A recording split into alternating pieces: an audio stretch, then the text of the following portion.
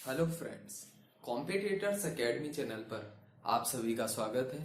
दोस्तों, आज की वीडियो में हम बात करने वाले हैं कि गेट एग्जाम में अंडर 500 में रैंक कैसे लाएं।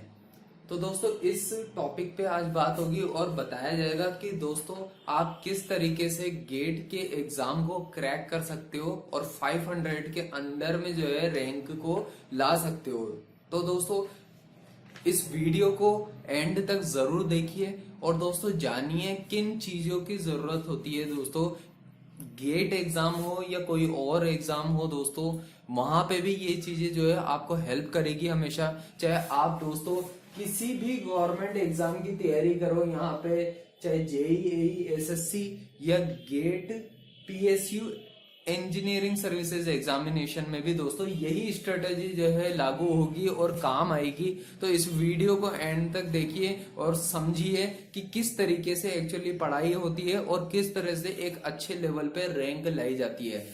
दोस्तों, गेट में 500 रैंक का टारगेट जो है 500 के अंडर में लाने का टारगेट मैंने इसलिए दिया, ये वीडियो 100 रैंक की भी बन सकती थी, लेकिन दोस्तों आमतौर पे मैं काफी स्टूडेंट से मिलता हूँ और मैं खुद दोस्तों एक लंबे टाइम तक मैंने काफी सारे गवर्नमेंट एग्जाम्स की प्रिपरेशन की, मैंने काफी सारे एग्जाम्स क्रैक किए और कई बार फेलियर्स का भी सामना किया। तो दोस्तों उससे मुझे समझ आया कि एक आम स्टूडेंट, काफी एवरेज स्टूडेंट जो है, अगर वो 500 के अंदर भी रैंक ला पाता है तो दोस्तों वो बहुत बड़ी एक उसके लिए अचीवमेंट की तरह होगा। क्योंकि दोस्तों गेट में 500 अगर कोई एक आम से स्टूडेंट, एवरेज स्टूडेंट ला रहा है तो उसके लिए जो है काफी, ये भी एक बहुत प्रेस्टिजियस बात होगी। क्योंकि 500 में रैंक आने के बाद भी एक अच्छी खासी अपॉर्चुनिटी होती है कि किसी भी अच्छे इंस्टीट्यूशन से वो उसको एमटेक करने की भी अपॉर्चुनिटी हो सकती है। और इसके अलावा कई सारी पीएसयूज जो हैं दोस्तों, वो अंडर 500 रैंक में भी अलाउ करती है स्टूडेंट्स को। उसके बाद रिटन टेस्ट भी होता है उनका और इंटरव्यू का प्रोसेस भी होता है। तो कुछ ऐसे पीएसयूज भी हैं इंडिया में जो अलाउ करती है। उस केस में जो है बेनिफिट हो जाता है स्टूडेंट्स को। या फिर कई ऐसी स्टेट गवर्नमेंट्स भी हैं या ऐसी स्कीम्स भी आती है कि जिनकी गेट में अच्छी रैंक है उनको जो है प्रायोरिटी दी जाती है और डायरेक्ट जूनियर इंजीनियर की पोस्ट भी अलॉट की जा सकती होती है। अगर ऐसा कुछ कहीं पे देखने को मिलता है तो वहां पे फर्दर एक फायदा मिल जाता है। तो दोस्तों आज यही बात होगी कि कैसे अंडर 500 में आप गेट में एग्जाम में जो है रैंक ला सकते हो। अभी जब मैं ये वीडियो बना रहा हूं या जब भी ये वीडियो पब्लिश होगी तो दोस्तों पर्पस यही है कि अभी जो है 2022 का जो है आपको गेट का एग्जाम देना होगा। और दोस्तों गेट का जब एग्जाम होगा तो उससे पहले मैं यहाँ पे कुछ बातें बता रहा हूँ और यही बातें 2023 के जो स्टूडेंट होंगे उनके लिए भी लागू होगी। कि दोस्तों इसमें क्या होता है, कोई भी एग्जाम की प्रिपरेशन होती है तो उसमें सबसे मूलभूत रूप से जो आपको सबसे इंपॉर्टेंट चीज होती है वो पता होना चाहिए, उस एग्जाम का सिलेबस क्या है। ठीक है, सबसे पहले आपको पता होना चाहिए सिलेबस क्या है। उसका जो एग्जाम का नोटिफिकेशन निकला हुआ होता है आपको वो अच्छे से पढ़ना चाहिए। और नोटिफिकेशन में जो है दोस्तों सिलेबस भी मेंशन होता है। अगर वहां मेंशन नहीं है तो आपको कहीं ना कहीं से जो है इसका सिलेबस ऑनलाइन पीडीएफ मिल जाएगी। नहीं तो हमारे कॉम्पिटिटर्स एकेडमी के टेलीग्राम चैनल पर जाइए, वहां पे आपको गेट एग्जाम का सिलेबस भी अवेलेबल करा दिया जाएगा। ठीक है, तो दोस्तों ये टेलीग्राम चैनल भी लिंक डिस्क्रिप्शन बॉक्स में मिल जाएगा आपको। तो आप जो है सिलेबस को अच्छे से पढ़िए और आपके सिलेबस में क्या क्या टॉपिक मेंशन्ड है, क्या क्या आपको पढ़ के जाना है, तो वो कंप्लीट करके जाना है आपको। सिलेबस ये ध्यान रखना, कंप्लीट होना चाहिए आपका सिलेबस दोस्तों। और ये जो है आपको छोड़ना नहीं है, ये सिलेबस आपको अच्छे से पढ़ के जाना होता है। ये भले किसी भी कोचिंग के इंस्टीट्यूशन के नोट्स को आप फॉलो करो या किसी भी आप खुद की सेल्फ स्टडी कर रहे हो तो वो भी सफिशिएंट होती है दोस्तों। तो दोस्तों यहाँ पे क्या है, एक चीज तो होगी सिलेबस। अब सिलेबस पता होने से क्या हो जाता है, क्या एग्जाम की गारंटी होगी कि आपके 500 में रैंक आ जाएगी? तो ऐसा कुछ नहीं होने वाला है। अब आपको जो है, अब आपको इसके बाद में दोस्तों जो प्रीवियस ईयर के क्वेश्चन पेपर रहे हैं, प्रीवियस ईयर के क्वेश्चन पेपर का एनालिसिस करना पड़ता है। प्रीवियस ईयर पेपर्स एनालिसिस करना पड़ेगा दोस्तों। जब आपका ये एनालिसिस दोस्तों कंप्लीट हो जाएगा ठीक है, प्रीवियस ईयर के क्वेश्चन पेपर्स होंगे। क्वेश्चन पेपर्स का एनालिसिस जब आपका कंप्लीट हो जाएगा दोस्तों, तो ये एनालिसिस के बाद में आपको एक बात समझ आ जाएगी कि आप सिलेबस देख चुके हो, आप प्रीवियस ईयर के क्वेश्चन पेपर देख चुके हो। अब आपको ये क्लियर हो जाएगा कि भाई अब आपको पढ़ना तो है पूरा सिलेबस, लेकिन उस सिलेबस में से ऐसे कौन से सेक्शन है जिससे पिछले 5 साल के प्रीवियस ईयर के क्वेश्चन पेपर्स में से बार बार फ्रीक्वेंसी में क्वेश्चन पूछे जा रहे हैं। ठीक है, जब आपको ये फ्रीक्वेंसी क्वेश्चंस की समझ आ जाएगी तो आप समझ जाओगे कि अगर सिविल इंजीनियरिंग के अंडर में दोस्तों, सिविल इंजीनियरिंग के अंडर में 10 सब्जेक्ट्स चलते हैं, तो अब इन 10 सब्जेक्ट्स में से जो है आपको कौन से ऐसे 5-6 सब्जेक्ट है जहां से जो है ज्यादा वेटेज है। ठीक है, एग्जाम में वेटेज कितना ज्यादा है, ठीक है, इस बात का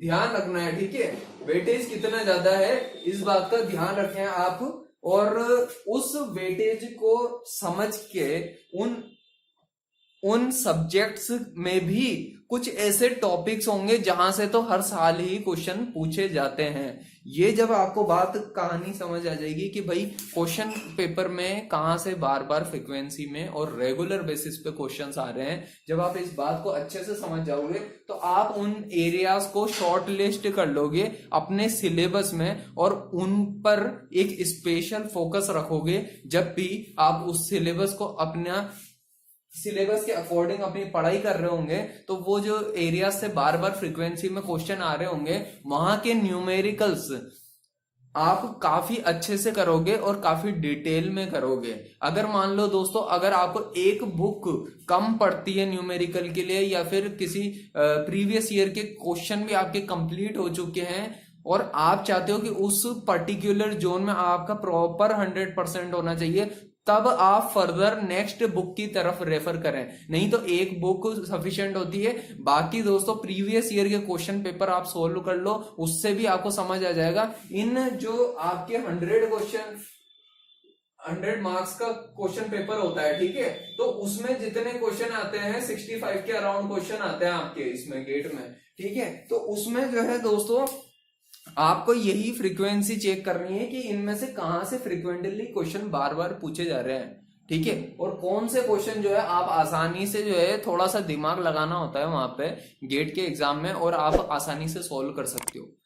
तो दोस्तों अपने कोर एरियाज बनाने हैं और इस तरीके से आपको इतना ही रखना है कि आपके जो है 70 से 80 मार्क्स की रेंज में जो है दोस्तों 70 से 80 मार्क्स चाहिए होंगे दोस्तों अच्छे 500 में रैंक लाने के लिए। ठीक है, 70 से 80 मार्क्स आपके अच्छे आ गए तो दोस्तों आगे बहुत हाई प्रोबेबिलिटी है या 500 में रैंक आएगी। और दोस्तों ये तभी पॉसिबल हो पाएगा जब आपने कुछ उन सेक्शंस पे ज्यादा फोकस किया जहां पे जो है हाई प्रोबेबिलिटी है एग्जाम में विनिंग रेट बहुत ज्यादा है। ठीक है, जहां पे एग्जाम में विनिंग रेट ज्यादा है। एक तो आप वो सेक्शन को पढ़ रहे हो जहां से एग्जाम में क्वेश्चन ही नहीं आता है और आप जबरदस्ती उसके ऊपर वक्त बहुत ज्यादा जाया कर रहे हो, उससे कोई सेंस नहीं निकलेगा। तो ये एक तरीका होता है। लेकिन दोस्तों इसमें मैं एक और चीज आपको मेंशन करना चाहूंगा कि दोस्तों अगर पेपर जब आप दोगे तो यहाँ पे आपने प्रीवियस ईयर के क्वेश्चन पेपर तो एक तो सारे कर लिए सॉल्व अच्छे से। प्रीवियस ईयर के सारे क्वेश्चन पेपर अच्छे से आपके दिमाग में होने चाहिए, क्योंकि वो क्वेश्चन पेपर और उनके सॉल्यूशन आपको अच्छे से इतनी तैयारी हो जानी चाहिए, कई बार कर लेना चाहिए आपको, और कि आपको जो है कहीं से कहीं तक कोई प्रॉब्लम नहीं आए। स्पेशली दोस्तों गेट एग्जाम की जब आप तैयारी कर रहे हो तो गेट के एग्जाम में तो गेट के ही सारे पुराने प्रीवियस ईयर के पिछले 15-20 साल के सारे करो, लेकिन पिछले 5 साल के पेपर्स को देख करके ये समझ जाओ कि ट्रेंड इस टाइम पे जो भी आईआईटी इस बारी का पेपर सेट करेगी वो कहाँ का रखने वाली है, इस बात को अच्छे से समझ लेना। ठीक है, अब इसके अलावा अब आपने जैसे सिलेबस कंप्लीट करके तो आपको जाना ही है, आपने प्रीवियस ईयर के क्वेश्चन पेपर भी कर लिए हैं और अब आपको जो है अब करना क्या है, अब ये चीजें जब कंप्लीट हो चुकी है तो आप जो है तब भी आपके दोस्तों खींच खांच के जो है ना मार्क्स आएंगे 50-60, ठीक है, 50 से 60 नंबर ही आएंगे आपके, ठीक है। इतना करने के बाद भी अब अपने मार्क्स को बढ़ाना, ये एक नेक्स्ट लेवल की जो है अप्रोच होती है। तो वो कैसे अचीव होती है? वो अचीव होती है दोस्तों टेस्ट सीरीज से। ये टेस्ट सीरीज काफी मैटर करती है दोस्तों। इस टेस्ट सीरीज को जो है आप फॉलो करें। जो भी कोचिंग इंस्टीट्यूशन आपको मिलता है, आपको जो भी लगता है सही है, आपकी सुटेबिलिटी के अकॉर्डिंग है, उसकी टेस्ट सीरीज को फॉलो करो दोस्तों। एक टेस्ट सीरीज कम से कम लेकर के चलो, एक टेस्ट सीरीज, ठीक है। अब अप्रोच क्या रहेगी दोस्तों? अप्रोच ये होनी चाहिए कि जब आपने प्रीवियस ईयर के एक तो क्वेश्चन पेपर्स किए, तो उसमें दो सिचुएशन देखने को मिलेगी आपको। एक तो वो क्वेश्चंस होंगे जो आपके खुद से ही सॉल्व हो जाते हैं। आपने अपने नोट्स पढ़े, आपने अपने जो बेसिक नोट्स की प्रिपरेशन की, कहीं भी कोचिंग इंस्टीट्यूट से की या खुद से सेल्फ की, आपसे खुद से जो है कई सारे क्वेश्चन ऑटोमेटिकली हो जाते हैं सॉल्व, ठीक है। लेकिन कई सारे क्वेश्चन जो है सॉल्व नहीं हो पाते हैं। तो ऐसे केस में क्या किया जाए? तो ऐसे केस में उन जो क्वेश्चन आपसे सॉल्व नहीं होता है, उसके ऊपर आपको सर्कल मार्क कर देना है दोस्तों। सर्कल मार्क कर देना है उनके ऊपर। जो क्वेश्चन आपसे सॉल्व नहीं होते हैं उनके ऊपर ऐसे गोला बना देना है, और उन क्वेश्चन को जो है नेक्स्ट टाइम जो है उस वक्त पे आपको उसका सॉल्यूशन को समझ लेना है अच्छे से, उसका सॉल्यूशन अच्छे से समझ लेना है। अब जब दोस्तों वापस से आप प्रीवियस ईयर के क्वेश्चंस को सेकंड और थर्ड राउंड में अप्लाई करोगे, सेकंड और थर्ड राउंड में जब वापस से बार बार आप सॉल्व करोगे, तो आपको जो है उस टाइम पे वो क्वेश्चन आने चाहिए इस बारी, ठीक है, ताकि आपको क्लैरिटी रहे कि भाई आपके जो क्वेश्चन थे जिन पे सर्कल लगा हुआ था वो भी अब आपके अच्छे से खो गए हैं। और जब तक वो सर्कल मार्क वाले क्वेश्चन जिनमें आपको डाउट रहा है हमेशा, वो सॉल्व नहीं होते हैं, उनको बार बार सॉल्व करना है आपको, ठीक है। और इसके अलावा दोस्तों आपको एक जो टेस्ट सीरीज लेनी है, सेम सिचुएशन उसके साथ भी होगी। टेस्ट सीरीज में हो सकता है दोस्तों आपके शुरुआत में मार्क्स कम आए, टफ टेस्ट सीरीज होगी तो मार्क्स कम आ सकते हैं। लेकिन दोस्तों जहां जहां पे आपसे क्वेश्चन जो है सॉल्व नहीं हो रहे हैं, ठीक है, उन टेस्ट के जो सैंपल्स हैं, उन स्पेशली उन क्वेश्चंस को आपको शॉर्टलिस्ट कर लेना है, और उन क्वेश्चंस को फिर से बार बार पहले तो सॉल्यूशन देख करके अच्छे से ढंग से सॉल्व कर लेना है। लेकिन जब सेकंड और थर्ड राउंड उनका लगाओगे तो वो वापस रिवीजन के टाइम पे, वो रिवीजन के टाइम पे जो है आपसे वापस से हो जाने चाहिए दोस्तों, ठीक है। तो ये एक अप्रोच होती है दोस्तों कि जब आप क्वेश्चन, जब टेस्ट सीरीज को आप अप्रोच करते हो, और मैंने सिर्फ एक टेस्ट सीरीज की बात की है दोस्तों, ये आपको तब आपकी अप्रोच जो है 60 to 70 80 के बीच में ला सकती है दोस्तों, ये अप्रोच आपको, ठीक है। ये डिपेंड करता है, और कई बार आपके हालात पे भी डिपेंड करता है। ये जो 70 से 80 का जोन है, उसमें जाने के लिए आपको जो 15 मार्क्स का दोस्तों एक्स्ट्रा मैथमेटिक्स का जोन होता है, वो भी बहुत अच्छे से करके रखना है। मैथ्स में यूं मान के चलो पूरे के पूरे मार्क्स आते हैं, उसको हल्के में मत लेना। मैथ्स तो बहुत ही अच्छी होनी चाहिए, ठीक है। इसके अलावा मैं यही कहूंगा आपको कि इसको बेस्ट आपको गारंटेड करना है 70 to 80 या 80 प्लस जोन में जाना है आपको। तो उसका तरीका ये है कि नंबर ऑफ टेस्ट सीरीज को आप बढ़ाना शुरू कर दो, कि आपने इतनी मेहनत कर ली है कि आपकी प्रीवियस टेस्ट सीरीज तो प्रॉपरली पूरी तरह से सॉल्व होती जा रही है।